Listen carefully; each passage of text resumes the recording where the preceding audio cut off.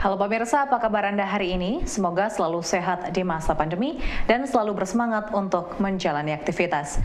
Bagi pemirsa yang harus tetap bekerja di luar rumah, jangan lupa untuk selalu menggunakan masker. Hari ini program Berita News Point hadir menjumpai Anda bersama saya, Belinda Amanda. Selama 30 menit ke depan, News Point akan menyajikan berita terbaru seputar Universitas Brawijaya dan Malang Raya. Jangan kemana-mana, keep on our channel, News Point.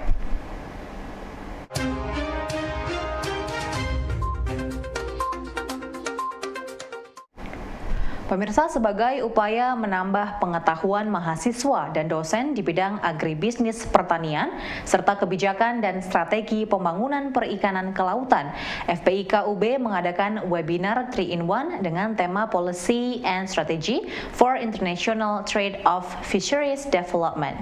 Kegiatan ini bertujuan untuk memberikan gambaran dan kebijakan strategi pengembangan perdagangan internasional, khususnya perikanan dan kelautan.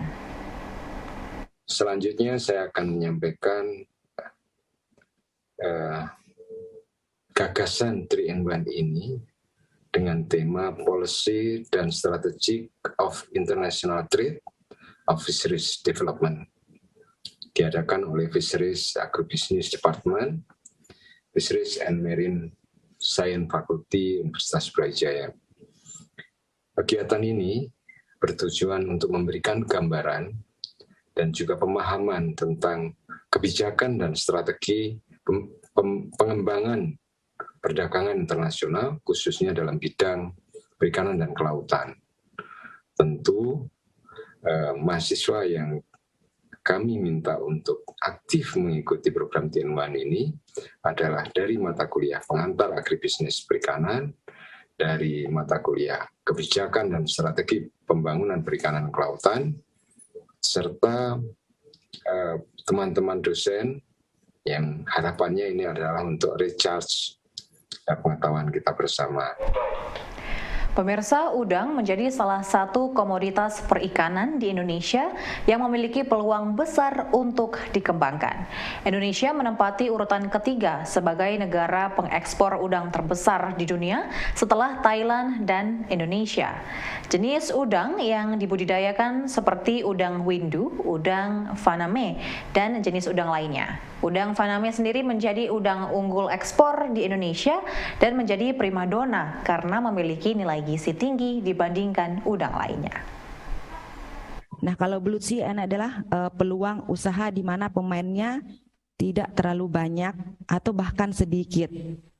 Atau bahkan menurut saya itu tidak ada persaingan atau kompetisi di antara para pengusaha.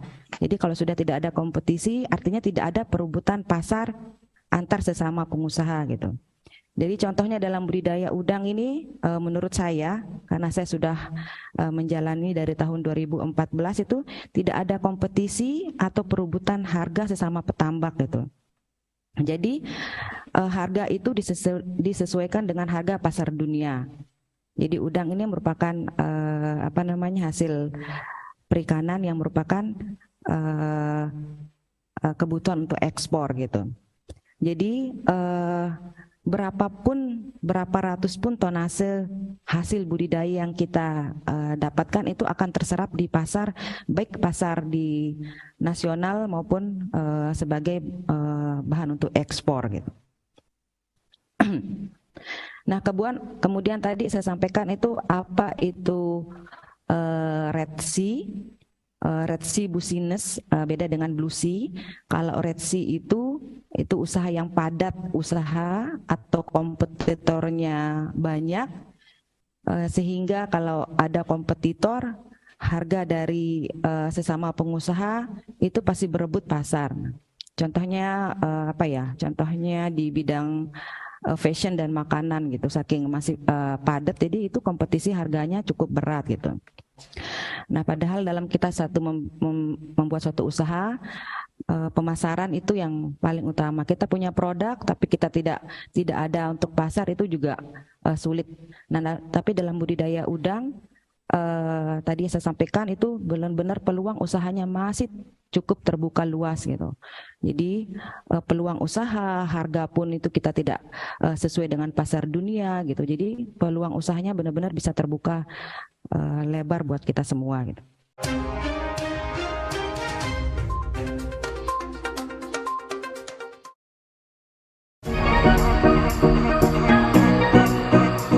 Ya pemirsa, kembali lagi bersama kami dalam program Let's Talk, masih bersama dengan Prof. Trinil. Sebetulnya memang bidang saya itu manajemen reproduksi.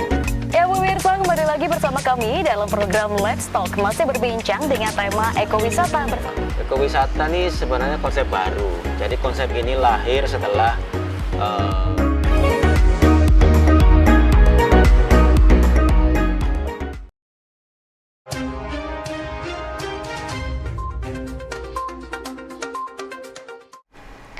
Para akademisi via UB memandang pentingnya melakukan kajian tentang dukungan Desa Kemiren terhadap Geopark Ijen. Peneliti juga berusaha menilai sejauh mana efektivitas koordinasi dan kolaborasi serta integrasi pengembangan kawasan Geopark, khususnya Desa Kemiren sebagai culture site.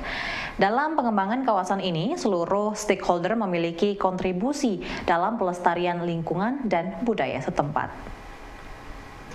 Pertama, bahwa ada prekondisi bahwa di masyarakat, gitu ya, sebelum adanya Geopark Ijen ataupun culture site ini, saya kira masyarakat setempat sudah secara secara alami indigenous innovation lah.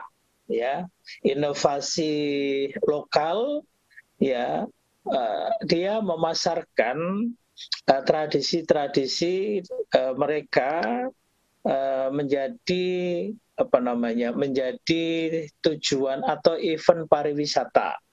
Misalnya tari gandrung misalnya, ya, ataupun budaya-budaya yang lain termasuk batik lokal dan juga ini rumah-rumah adat misalnya mulai dikembangkan.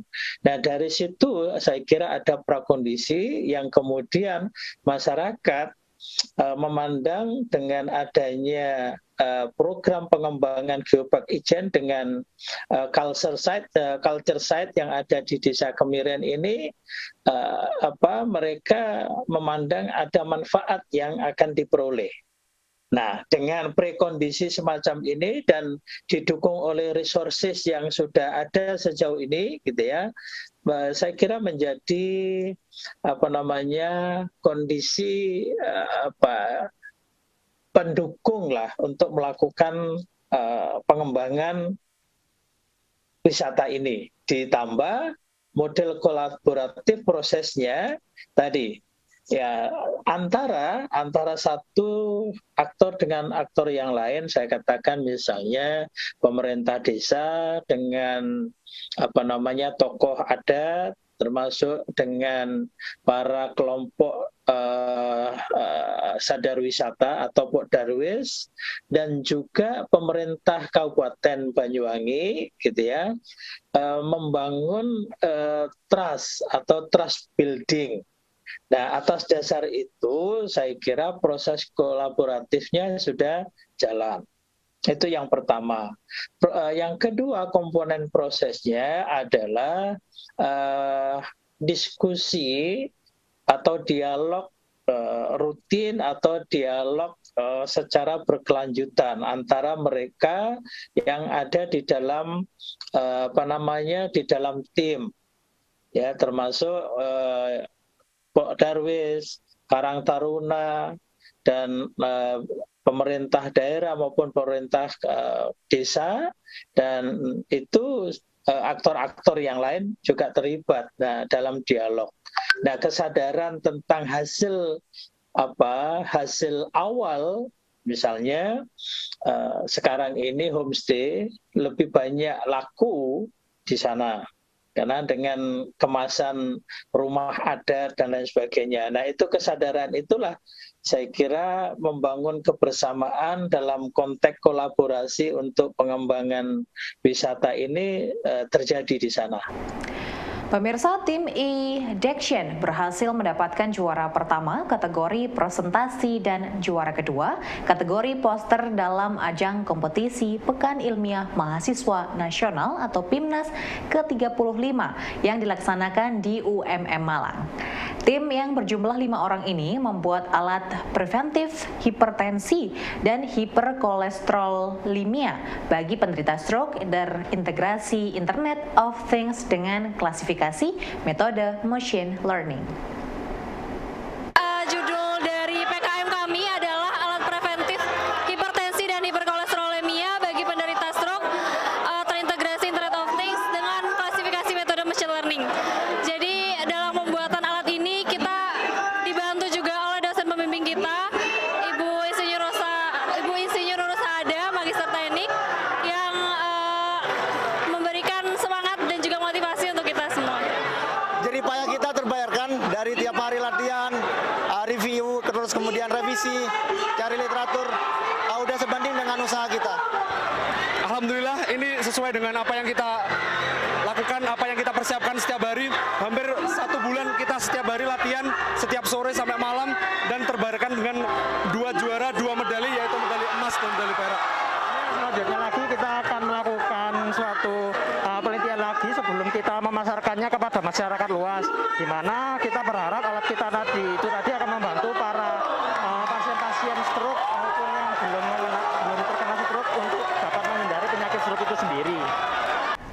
Pemirsa, 12 April 2022 lalu menjadi momen bersejarah dalam upaya penghapusan kekerasan seksual di Indonesia.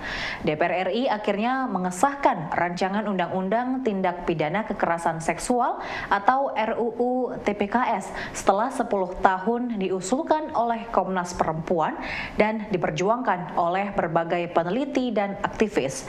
Perjalanan panjang telah ditempuh dalam memperjuangkan penghapusan kekerasan seksual.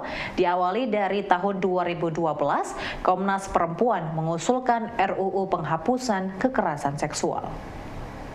Acara ini diadakan sebagai bentuk sosialisasi terhadap undang-undang penanganan kekerasan seksual, karena undang-undang TPKS ini, tindak pidana kekerasan seksual ini merupakan undang-undang yang baru. Jadi baru disahkan itu di 12 Mei tahun 2022 ini.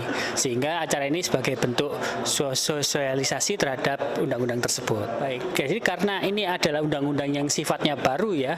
Jadi memang tidak hanya masyarakat, karena acara ini juga selain diundang adalah sivitas akademika di UB, tapi juga mengundang secara umum, sehingga memang acara ini ditujukan untuk sosialisasi supaya apa sih aturan-aturan yang baru terhadap penanganan tindak pidana kekerasan seksual.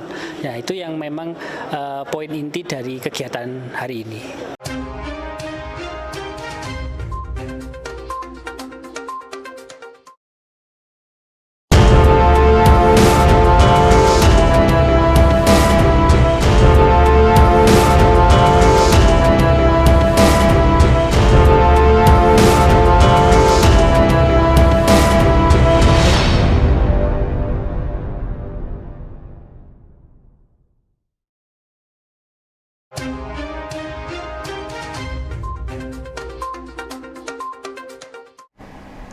Terima kasih pemirsa, masih bersama kami, dan selanjutnya serangga sebagai organisme pemilik spesies terbanyak di bumi memiliki peranan yang berbeda-beda. Ada yang merugikan, namun juga ada yang menguntungkan. Kelompok serangga yang menguntungkan salah satunya adalah serangga predator yang jadi pemangsa serangga lain. Pemanfaatan serangga predator untuk mengendalikan populasi serangga hama dikenal dengan istilah pengendalian hayati. Jadi langkah-langkah yang yang biasanya dilakukan untuk membuat model dan analisisnya tadi itu, yang pertama adalah kita coba memahami fenomena yang ada.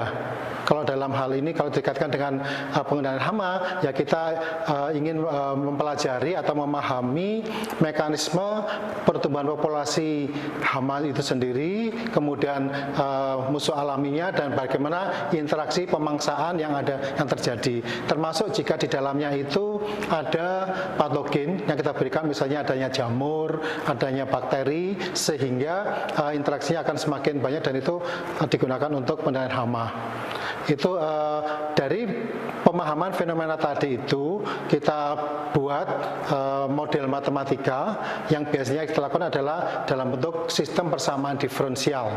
Nah, sistem persamaan diferensial yang selama ini saya gunakan itu adalah sistem persamaan diferensial orde 1 atau orde fraksional.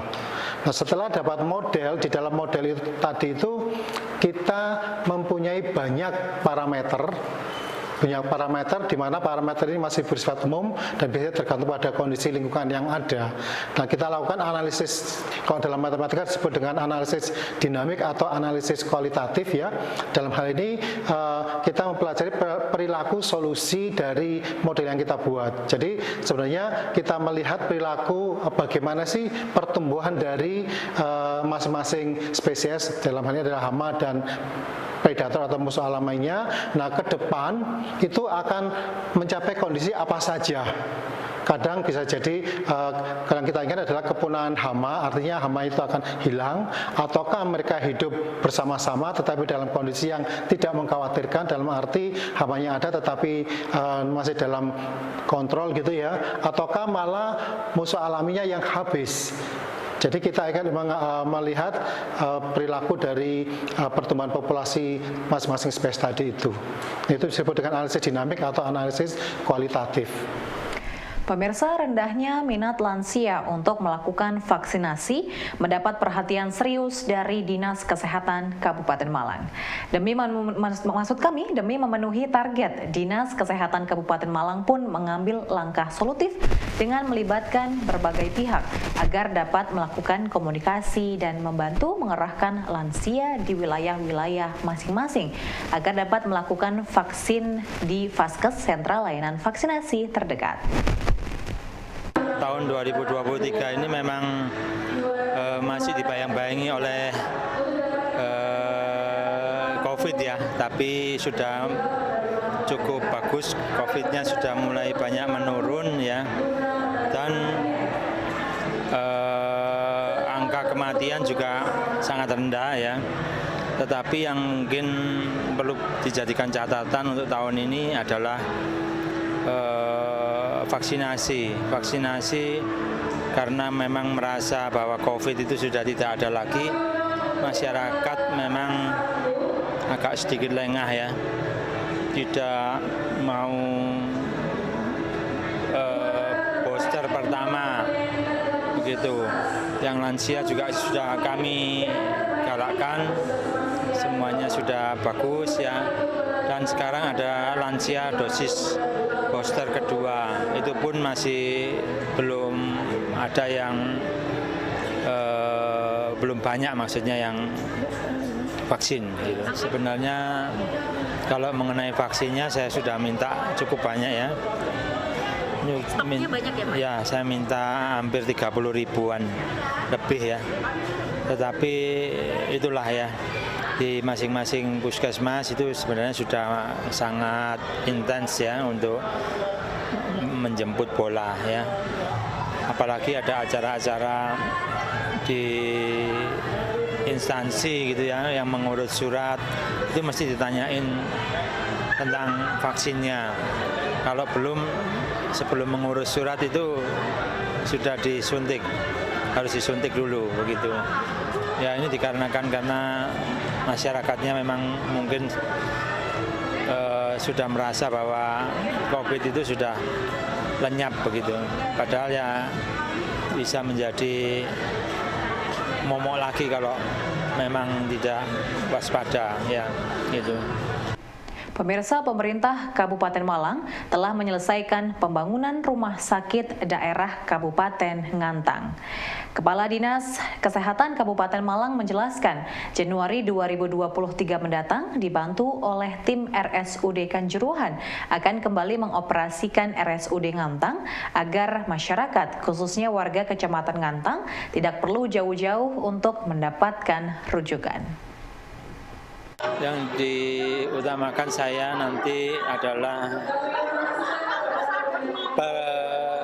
pengoperasian RSUD Ngantang.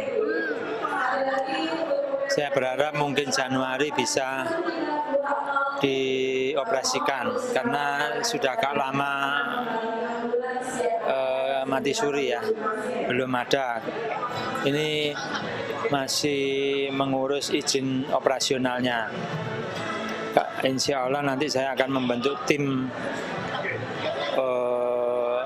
percepatan pengoperasian RSUD Ngantang dengan melibatkan bantuan dari RSUD Kanjuruhan untuk membentuk tim dan mempersiapkan. Setelah itu nanti kita bikin SOTK-nya ya, siapa kepala atau direktur rumah sakitnya yang sementara dan ketenagaannya bagaimana, peralatannya bagaimana, pelayanannya bagaimana, itu nanti kita membentuk tim percepatan.